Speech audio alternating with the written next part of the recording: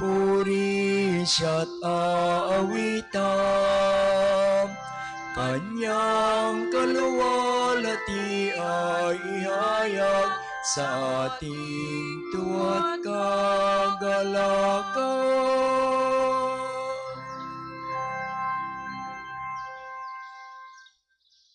Sa ngalan ng Ama at ng Anak at ng Espiritu Santo. Amen. Sumainyo ang Panginoon. At sumayo rin.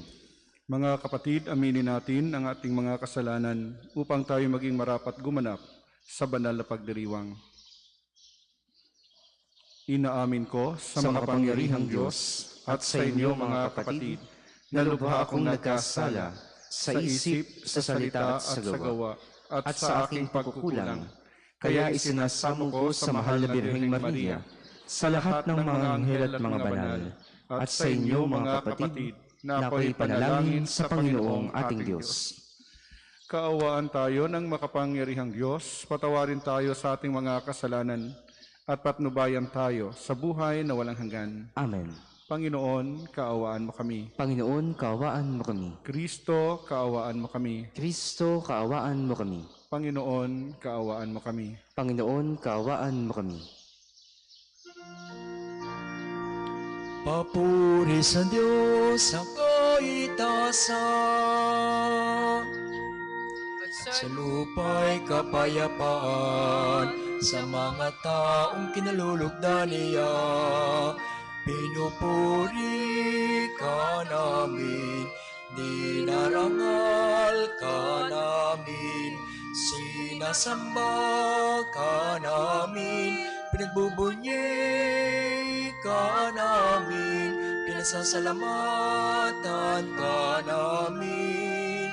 Dahil sa dakila mong angking kapurihan,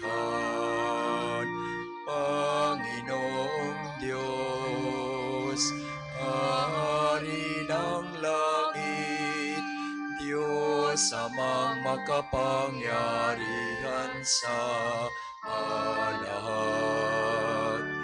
Panginoong Jesucristo, bugtong na anak. Panginoong Diyos, Kordero ng Diyos, anak ng Ama.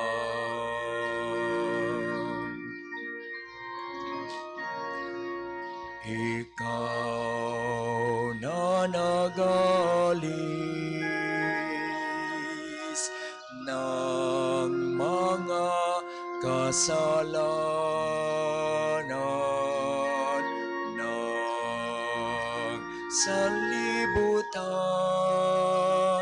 maawa ka sa amin. Ikaw na nagalis ng mga kasalanan ng sanlibutan, tanggapin mo ang aming kahilingan. Ikaw na naluluklok sa kanan ng Ama, maawa ka sa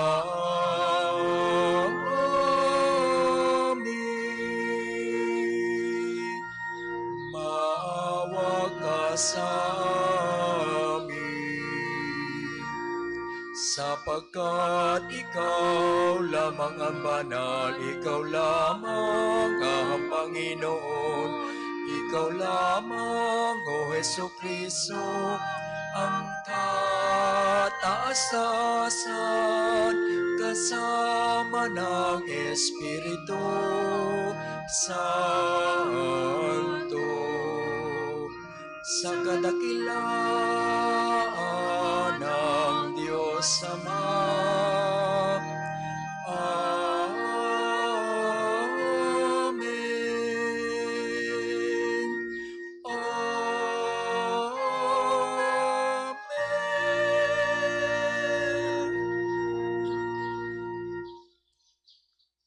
Manalangin tayo. Ama naming makapangyarihan, ipagkaloob mong ang bagong pagsilang ng iyong nagkatawang taong anak ay siya nawang magpalaya sa amin mula sa pagkaalipin sa lumang pagkasalawahan namin. Iniluluhog namin ito sa pamamagitan ni Hesukristo kasama ng Espiritu Santo magpa sa walang hanggan. Amen.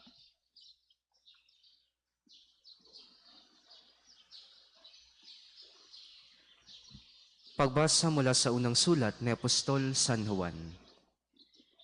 Sumusulat ako sa inyo, mga anak, sapagkat ipinatawad na ang inyong mga kasalanan alang-alang kay Kristo.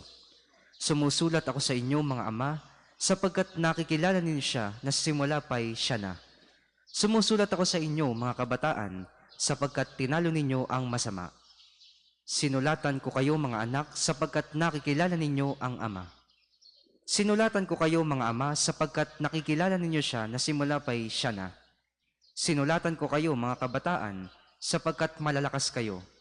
Nananatili sa inyo ang salita ng Diyos at tinalo ninyo siya ang masama. Huwag ninyong ibigin ang sanlibutan o ang mga bagay sa sanlibutan. Ang umiibig sa sanlibutan ay hindi umiibig sa Ama, sapagkat ang lahat ng nasa sanlibutan ang nakakapukaw sa masasamang pita ng laman, ang mga nakatutukso sa paningin at ang mga karangyaan sa buhay ay hindi nagmumula sa Ama, kundi sa sanlibutan. Mapaparam ang sanlibutan at ang lahat ng kinahuhumalingan nito, ngunit ang sumusunod sa kalooban ng Diyos ay mabubuhay magpakailanman.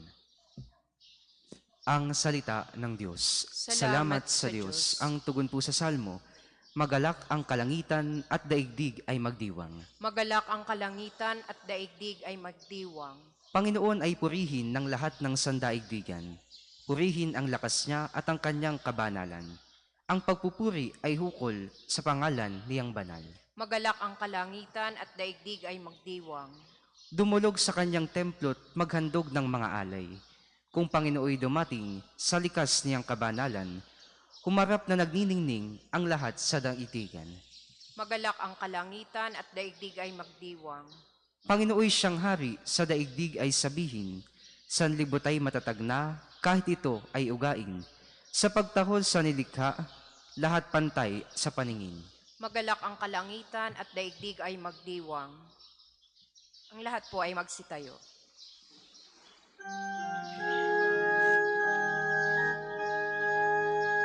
Alleluia, alleluia, alleluia, alleluia, alleluia,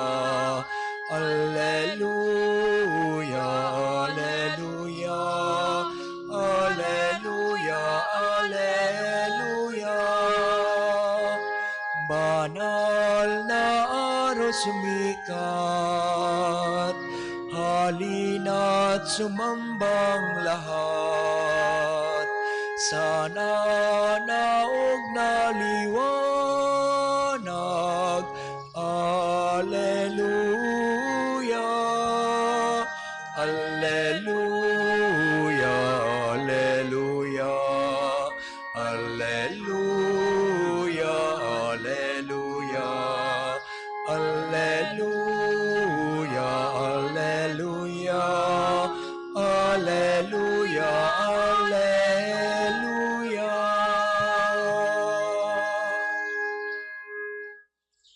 Sumainyo ang Panginoon. At sumairing.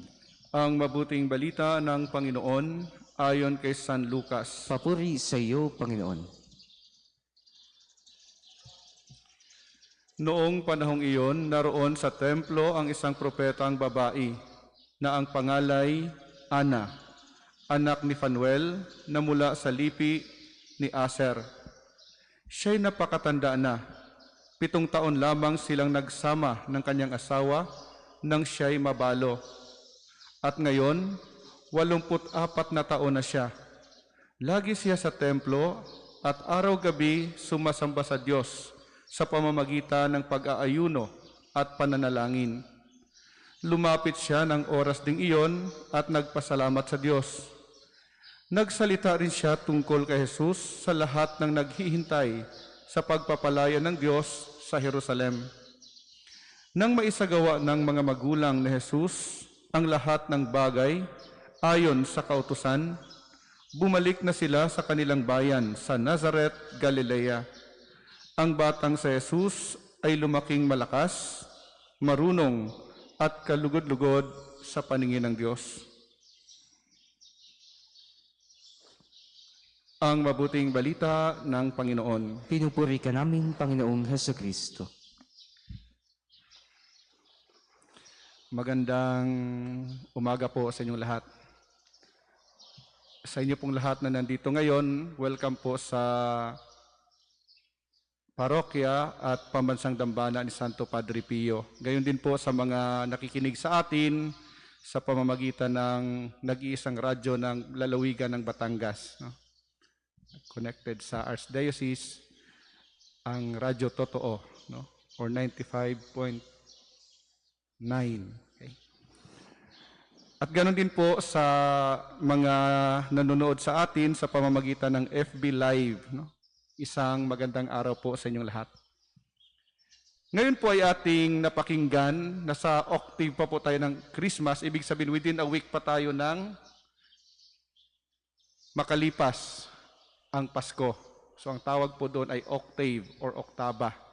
So tuloy-tuloy ang ating mga nakikinig o naririnig sa Ebanghelyo ay patungkol sa batang si Jesus na inalay sa templo. At dito po may isang propetang babae na binanggit sa Ebanghelyo.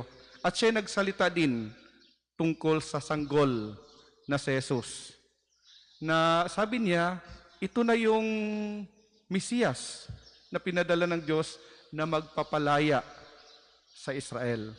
So tandaan po natin, ang inaasahan po ng mga tao, ng mga Israelita noon, ay ang political king na darating. Kasi sila po ay colonized under Roman government during that time. So gusto nilang makalaya. Katulad sa atin, di ba, nung nasakop tayo ng Kastila, so marami din gustong lumaya tayo, no?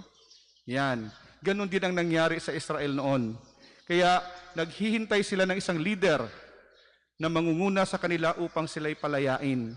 Subalit, marami sa mga umaasa ang tumalikod. Kasi ang dumating na hari ay hindi naman talaga political king, hindi naman siya warrior. No? Siya ay isang galing sa langit at ang kanyang tinuturo ay ang pagbabalik loob upang maligtas ang tao. No? Hindi war. Kaya maraming naging disappointed pagdating na Jesus. Kasi yung expectation nga ay hindi sang-ayon, no, sa kanilang iniisip na ito yung leader na darating. Kaya nga mga kapatid, ano po ang ating makukuha o matutunan sa Ebanghelyo natin ngayon? Sa pananalita ni Ana at sa kanyang buhay, no? Bilang isang propeta na nananabik na darating ang tagapagligtas, magpapalaya sa kanila.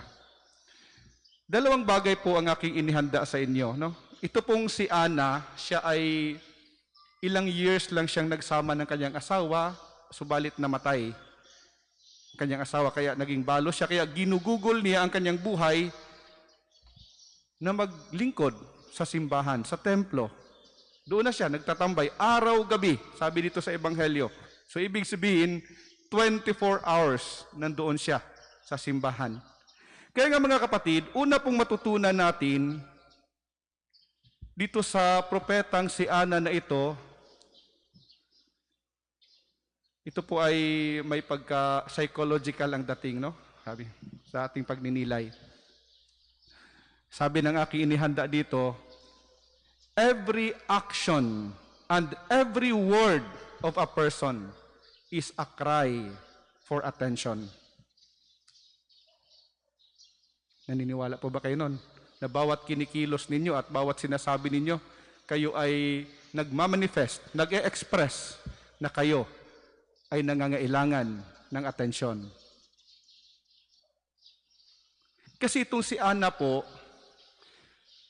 sabi ko nga, maaga siyang nabalo. Ibig sabihin, talagang bigo ang kanyang buhay sa pagmamahal. Siguro wala namang binanggit kung may anak siya o wala. Kasi during that time, ang mga babae, parang low-class citizen. Hirap mag-apply ng trabaho. Kasi ang Israel, patriarchal, lalaki lang ang mahalaga. No? Kaya ngayon, kung wala na siyang asawa, wala pa siyang anak, sino ang mag-aalaga sa kanya? Sino ang magtutustos ng kanyang pangangailangan? Kaya ang kanyang ginawa, wala siyang maasahang tao, kasi wala na siyang asawa, siguro wala pa siyang anak. Pagpalagay natin, sa Diyos siya kumapit. Araw-gabi, siya ay nasa simbahan. Di ba it is an expression, it is a cry for attention. Para bagang sinasabi niya, Lord, pansinin mo naman ako. Ganito ng buhay ko, bigo na nga ako sa aking pagmamahal. No? Wala nang mag-aalaga sa akin. Di ba ganun din po tayo mga kapatid sa ating mga kinikilo, sa ating sinasabi? Bakit kaya ganito ang sinasabi ng taong ito? Huwag nyo ang i-judge agad kung bakit ganun ang kanyang pinagsasabi at kanyang kinikilos. Tingnan ninyo, pag-aralan ninyo, bakit kaya ganito siya?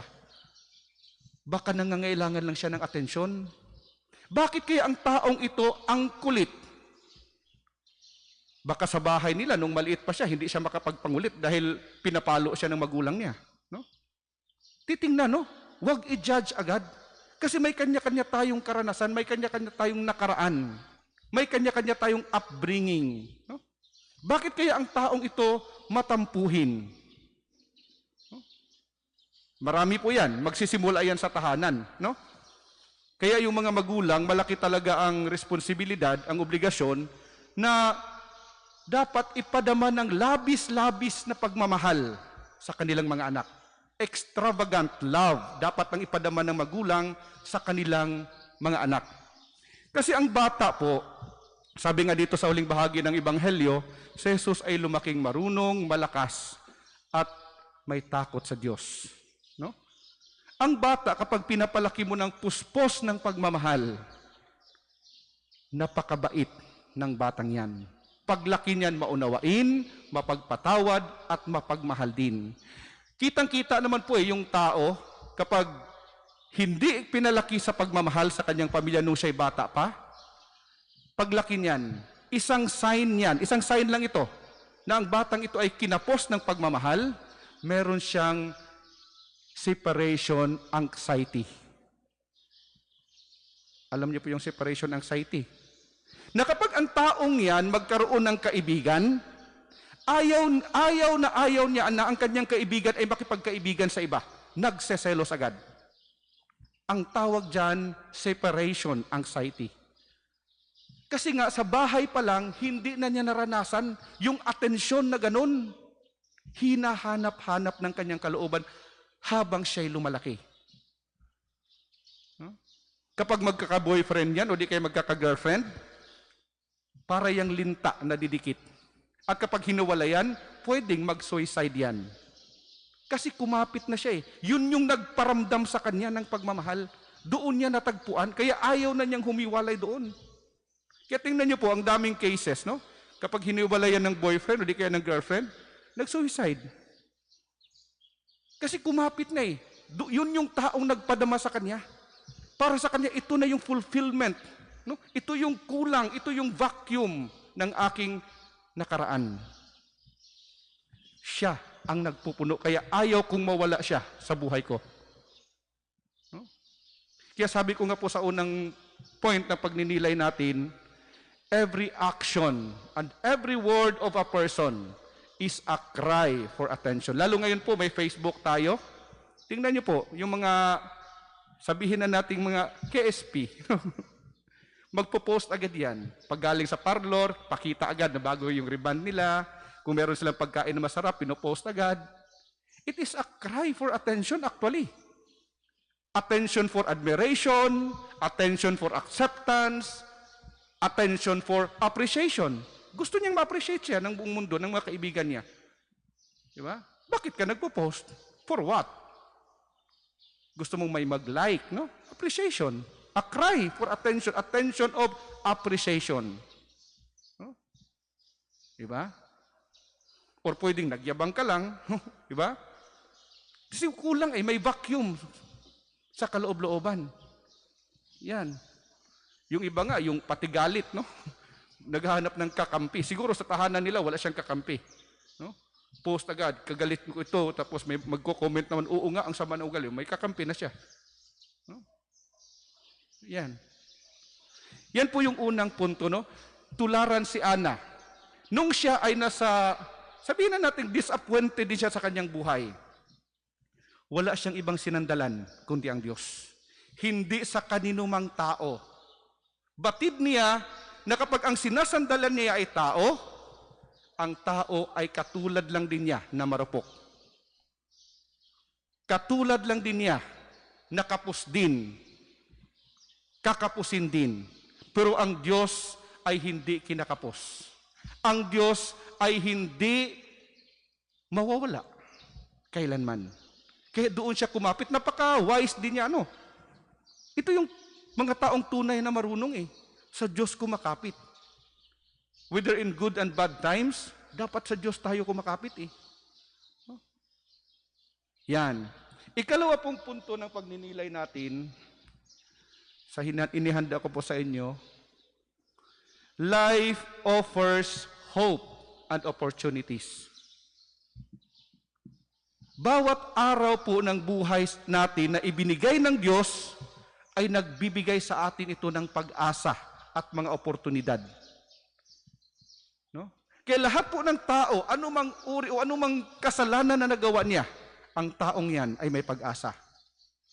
There is a seed of goodness, no, in us.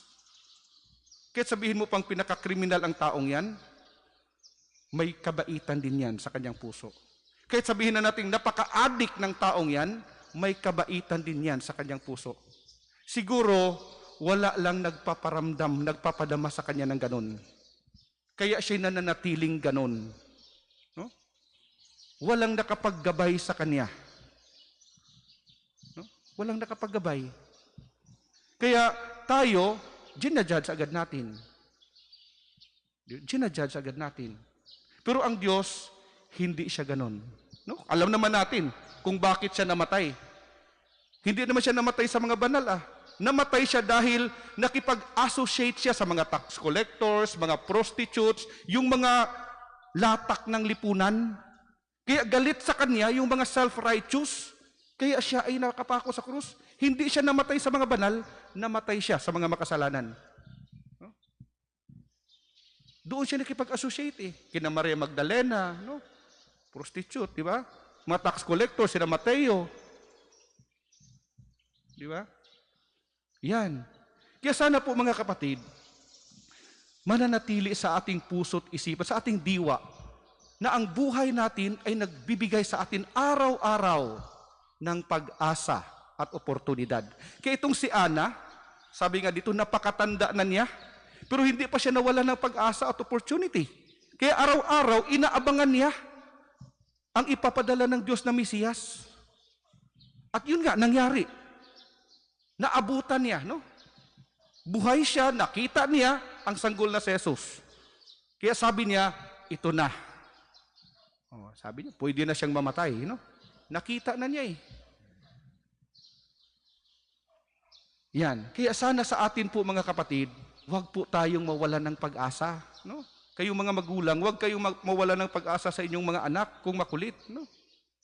I-guide lang, i-guide, no? Kaya magsisimula talaga sa atin no? Kasi paano ka makapag-guide kung ikaw mismo ay tagilidin, no? Sabi nga sa ibang bahagi ng Ebanghelyo, how can a blind man guide doon sa kapwa niya blind? Kapwa sila mahuhulog sa bangin, no? Kaya upang ikay magiging guide, dapat malinaw, no? Clear ang iyong dadaanan. Clear ang iyong pupuntahan upang yun din ang susundin ng iyong gagabayan. Yan. At maraming opportunity sa buhay natin. Ang daming oportunidad. Sipagan mo lang. No? Sipagan mo at don't just work hard, but work smart. Kasi may mga taong kahit overtime ng overtime, trabaho ng trabaho, hindi pa rin umaasenso. Kasi kulang sa diskarte. Work smart. No? Work smart. Halimbawa, kumikita ka ng 500 pesos a day. Huwag kang makontento doon. Dumiskarte ka. O itong 200, pang konsumo ko sa maghapon, sa pagkain. Itong 300, bibili ako ng pang-grill. Magtitinda ako ng isaw sa gabi. You work smart. May dagdag ka ng income. No? Di ba? Para umasenso. Yung iba kasi nahihiya. No? Magsisimula naman talaga sa maliit ang lahat ng bagay. Kahit tayong tao, nagsimula tayo sa maliit. No? Wala namang lumaki agad. Yan. Kaya sana po mga kapatid, itong dalawang pagninilay po na ibinahagi ko sa inyo. Una po, don't judge a person. Kung ano mang nakikita ninyo. Kasi every action and every word of a person is a cry for attention. Ikalawa, life offers hope and opportunities every day. Ang mahalaga, anuman ang mithiin natin sa buhay, lagi nating isipin na may Diyos na handang tumulong at handang magbigay ng kanyang biyaya para sa atin. Amen. Para sa inyong manghandog, pakilagay na lamang po sa donation boxes na nasa harapan ng altar o ihulog sa buslo.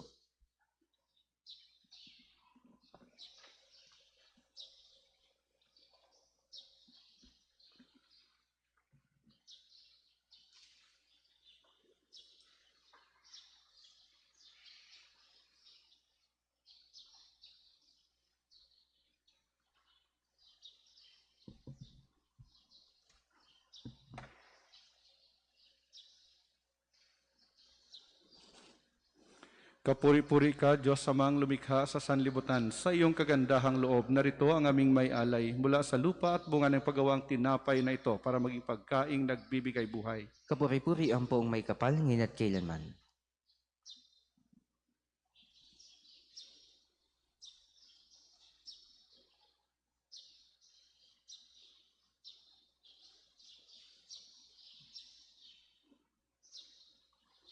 Kapuri-puri ka, Diyos Amang lumikha sa sanlibutan. Sa iyong kagandahang loob, narito ang aming may alay mula sa katas ng ubas at bunga ng paggawang alak na ito para maging inuming nagbibigay ng iyong espiritu. Kapuri-puri ang poong may kapal, ngayon at kailanman.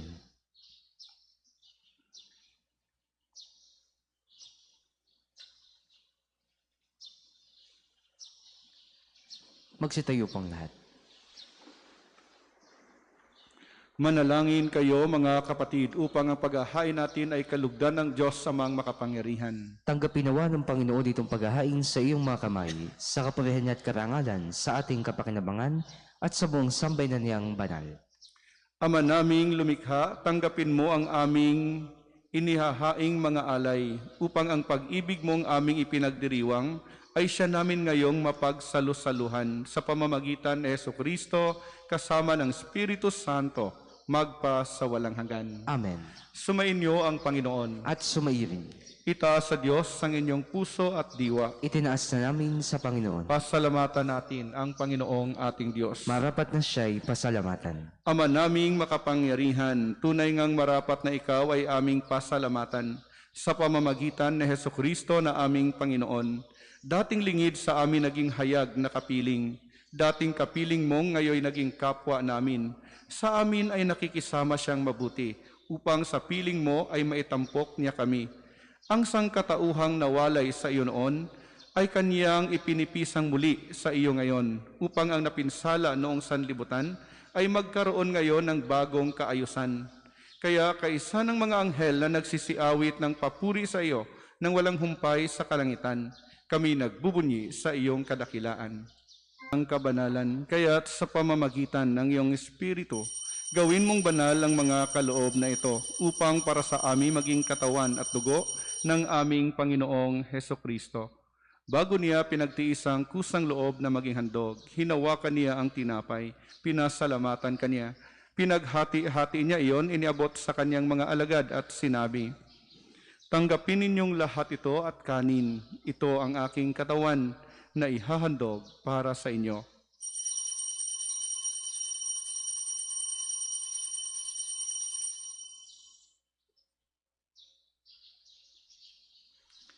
Gayon din naman, nung matapos ang hapunan, hinawakan niya ang kalis, muli kaniyang pinasalamatan. Iniabot niya ang kalis sa kaniyang mga alagad at sinabi, "Tanggapin ninyong lahat ito at inumin.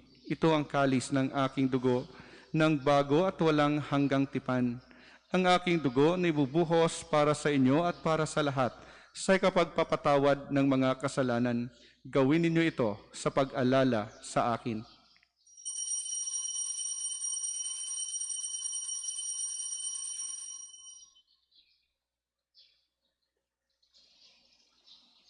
Ipagbunyiin natin ang misteryo ng pananampalataya. Si Kristo'y namatay, si Kristo'y nabuhay, si Kristo'y babalik sa wakas ng panahon. Ama, ginagawa namin ngayon ang pag-alala sa pagkamatay at muling pagkabuhay ng iyong anak. Kaya't iniaalay namin sa iyo ang tinapay na nagbibigay buhay at ang kalis na nagkakaloob ng kaligtasan. Kami nagpapasalamat dahil kami yung minarapat na tumayo sa harap mo para maglingkod sa iyo. Isinasamo namin kaming magsasalo-salo sa katawan at dugo ni Kristo ay mabuklod sa pagkakaisa sa pamamagitan ng Espiritu Santo. Ama, lingapin mo ang iyong simbahang laganap sa buong daigdig. Puspusin mo kami sa pag-ibig. Kaisa ni Francisco na aming Santo Papa, ni Gilbert na aming Obispo at ng Tanang Kaparian.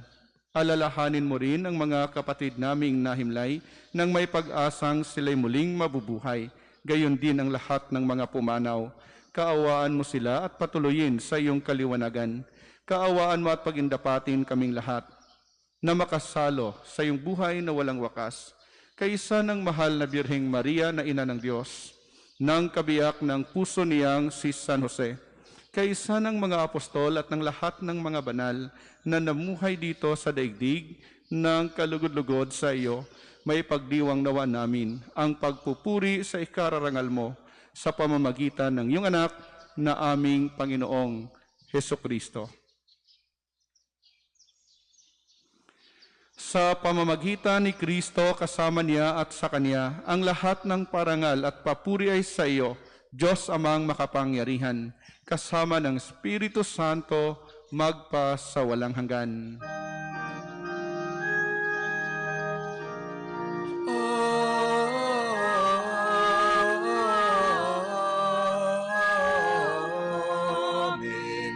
Amen.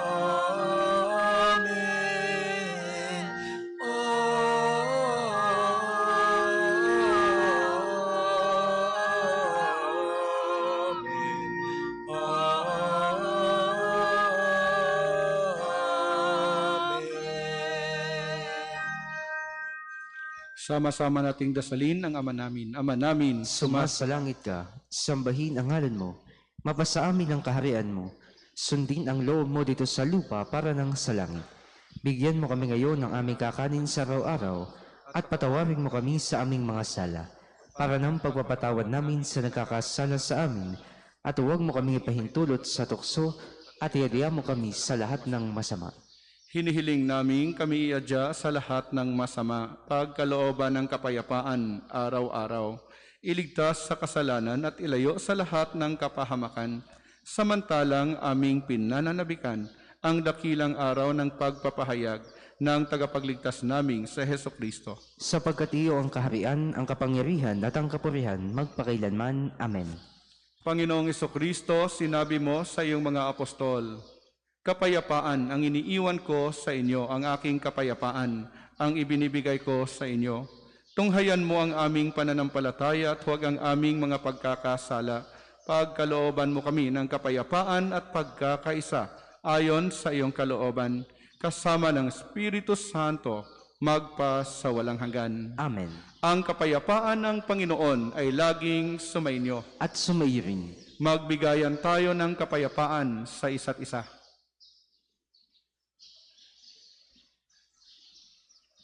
Kordero ng Diyos, Na nag-aalis ng mga kasalanan ng sanlibutan, maawa ka sa amin.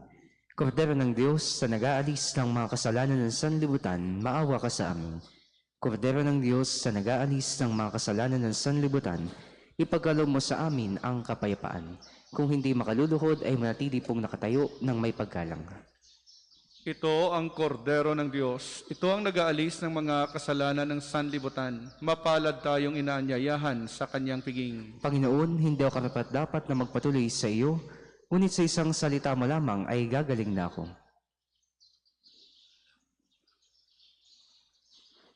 Magpapahayag tayo ng pananampalataya sa katawan ni Kristo na ating tatanggapin sa pamamagitan ng sabay-sabay na pagsagot ng Amen. Hindi na individual ang pagsagot ng Amen.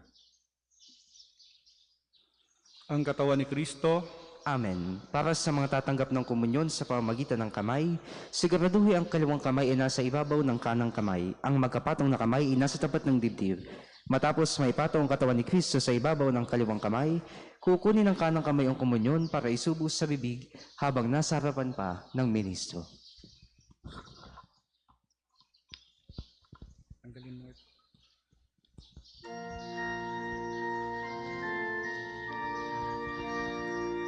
Balang araw ang liwanag, matatanaw ng bulag, ang kagandahan ng umaga, pagmamasdan sa tuwina. Balang araw mumutawi sa bibig ng mga pipi, pasasalamat at papuri, awit ng luwalhati. Alleluia,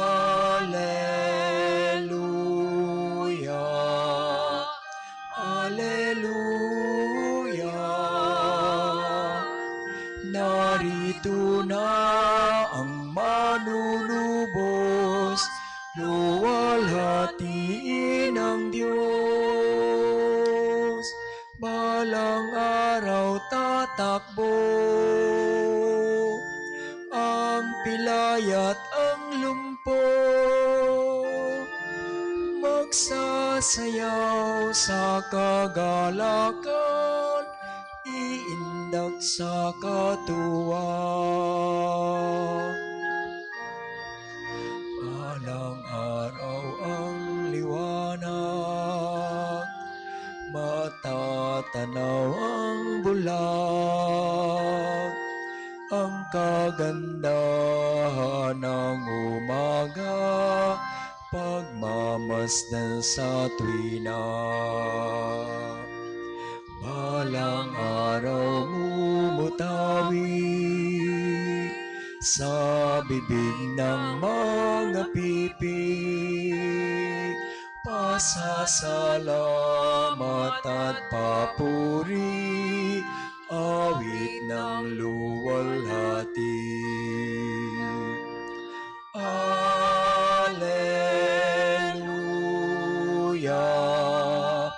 Alleluia, narito na ang manunubos, luwalhatiin ang Diyos. Balang araw tatakbo ang pilay at ang lumpo, magsasayaw sa kagalakan, iindak sa katuwang. Balang araw ang liwanag,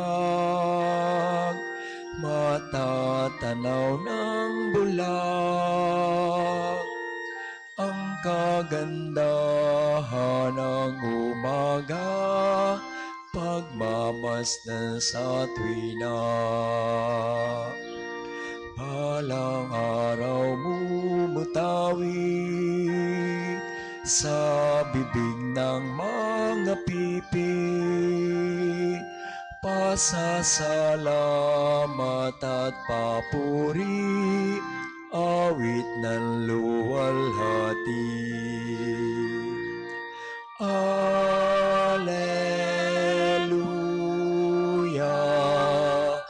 Alleluia, narito narito na ang manunubos, luwalhatiin ang Diyos. Ang isinasagawang second collection ay ginagamit sa patuloy na pagpapaunlad ng parokya at pambansang dambana ni Santo Padre Pio. Salamat po sa inyong handog.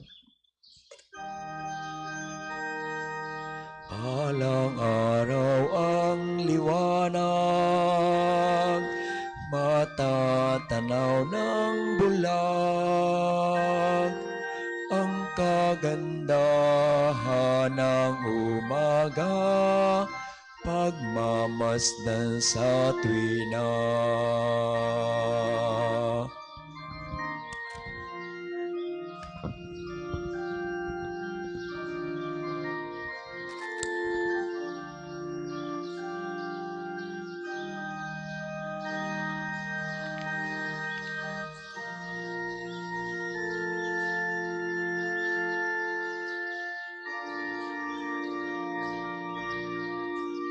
Magsitayo po ang lahat. Manalangin tayo. Ama naming mapagmahal, ang ipinagkaloob mong aming pinagsaluhan ay mapakinabangan nawa namin araw-araw upang sa pagtanggap namin sa iyong ibinigay, kami pagindapating maging hain sa iyo kailanman sa pamamagitan ni Hesukristo kasama ng Espiritu Santo magpa sa walang hanggan. Amen. Para po sa nasa kanikilang mga tahanan na hindi nakatanggap ng komunyon sa paraang sakramental, atin pong darasalin ang panalangin para sa espiritual na pakikinabang. Panginoong Hesus, ako ay naniniwalang ikaw ay nasa kabanal-banalang sakramento. Iniibig kita ng higit sa lahat at ninanasa kong tanggapin ka sa aking kaluluwa. Sapagkat sa mga sandaling ito, hindi kita matatanggap sa sakramento. Tumuli ka sa espiritu sa aking puso. Niyayakap kita na parabagang naririto ka na at iniaalay ko ng buong-buong aking sarili sa iyo. Huwag mo hayaang mawali ako sa iyo. Amen. Panalangin ng pagtitiwala kay Santo Padre Pio. O pinagpalang Santo Padre Pio ng Pietrelcina, ang santo ng makabagong milenyo. Ikaw ay aming kaibigan, tagapag-aliw ng aming kaluluwa at takbuhan naming mga makasalanan. Nauunawaan mo kami ng lubusan, sapagkat batid mo kung anong kahulugan ng pagdurusa. Sa iyo ay aming pinagkakatiwala ang aming buong pagkatao at gayon din ang aming mga mahal sa buhay. Sa iyo ay aming pinagkakatiwala ang aming kaluluwa upang aming makayanang batahin ang mga hirap at sakit sa aming mga puso. Sa iyo ay aming pinagkakatiwala ang kahilingang iharap ang aming mga kaluluwa sa mahal na Birhen upang makamit namin ng walang hanggang kaligtasan mula sa Panginoon. Sa iyo ay aming pinagkakatiwala ang aming pagsusumamo na kami pamagitan sa makapangyarihang Diyos upang aming makamtan ang mga biyayang tunay po naming hinihiling.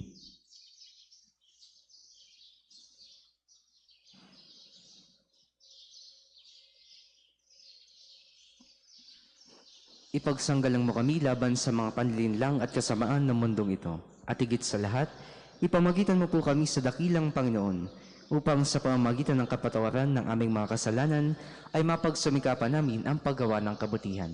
Luwalhati sa Ama, sa Anak, sa Espiritu Santo, kapara nung una, ngayon at magpas sa walang hanggan. Amen. Luwalhati sa Ama, sa Anak, sa Espiritu Santo, kapara nung una, ngayon at magpas sa walang hanggan. Amen. Luwalhati sa Ama, sa Anak, sa Espiritu Santo, kapara nung una, ngayon at magpas sa walang hanggan. Amen. Magsiupo po ang lahat para sa ilang patalastas. Matapos po ang pagsangguni sa mga pinuno ng barangay ng Santo Tomas na dadaanan ng Poong Nazareno at sa City Government of Santo Tomas at Concert Agency noong ika-25 ng Disyembre at ang kanilang pagtanggi na tanggapin ang pagdalaw ng Poong Nazareno sa ika-2 ng Enero taong 2021 sa Padre Pio National Shrine dahil sa banta ng pandemya. Amin pong ipinagbibigay alam na hindi na matutuloy ang pagdalaw ng Poong Nazareno sa pambansang dambana ni Santo Padre Pio. Humihingi po kami ng inyong pangunawa. Gayunpaman, maaari po kayong lumahok sa Misa Nobena simula bukas hanggang ika-8 ng Enero sa ganap na ika-6:30 ng umaga. Ang Misa konselebrada sa ngalan ng Poong Nazareno ay gaganapin sa ika-9 ng Enero, 9 a.m. taong 2021 na pangungunahan ng Lubhang Kagalang-galang Gilbert A. Garcera Didi, Arsobispo ng Lipa. Dalangin po namin sa Poong Nazareno at kay San Padre Pio na patuloy tayong adya at gamutin sa anumang takot at pangamba Bunga ng pandemya, ang Diyos ang palagi nating sandigan sa anumang laban sa buhay. Ang atin pong mga misa sa pagsalubong sa bagong taon sa December 31 ay sa ganap na ikawalo ng gabi. Ang atin pong mga misa sa bagong taon o sa January 1 ay ang mga sumusunod: 5 a.m., 7 a.m., 9 a.m., 11 a.m., 2 p.m., 5 p.m. at 6:15 p.m. Ating isasagwa ang blessing of religious articles. Upang mapanatili ang physical distancing, hindi na po iikot ang pari upang mag-wisik ng holy water. Ang mga kasangkapan sa panalangin ay nabebendisyonan sa pamamagitan ng panalangin na dinarasal ng pari. Mula sa altar ay darasalin ang prayer of blessing at ang pagwiwisik ng holy water. Magsitayo po ang lahat. Manalangin tayo. O Panginoong Diyos, Ikaw ay bukal at simula ng lahat ng pagpapala at biyaya. Ibuhos mo ang iyong bendisyon sa mga kasangkapang ito ng panalangin na nagpapaalaala ng iyong kabutihan, kabanalan at pagmamahal sa aming lahat, upang ang lahat na dumulog at magdasal sa mga kasangkapang ito ng panalangin ay magtamo ng iyong awa at biyaya. Loobin mong tularan nila ang kabanalan at aral ng Panginoon at mga santo. Amen.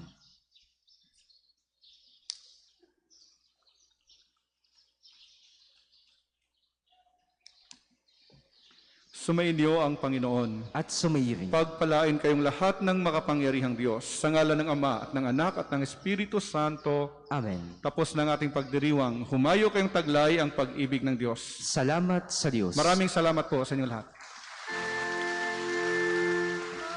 Taon ay magbagong buhay, nang lumigaya ang ating bayan.